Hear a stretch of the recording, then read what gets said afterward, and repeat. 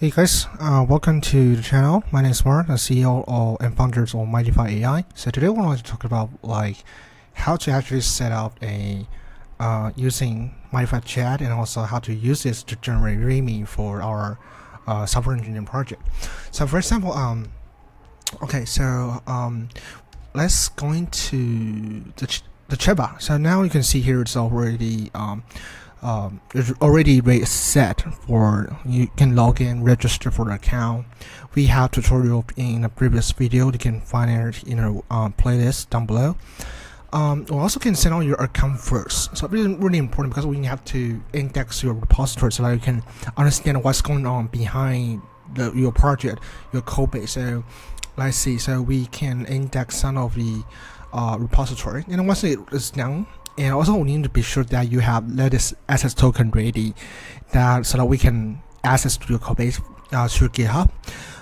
Okay, once it's done, okay, going to create a new chat.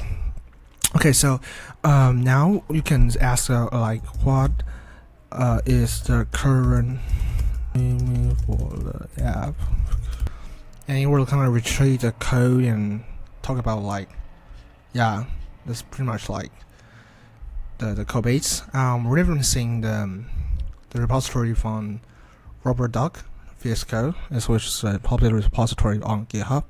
So okay, so based on this results, could you write me a new one with better design for my new README in Markdown? And here we go.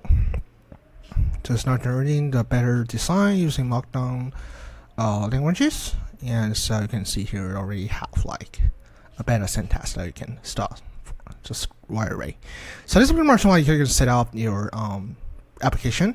In so far we have you can access for free first, and later once you have you have more usage required for the application, you can upgrade to premium with $10 a month or $99 per year. So we are having early sales season, so feel free to upgrade to premium. You can enjoy the latest premium feature and also all kinds of unlimited chat usage.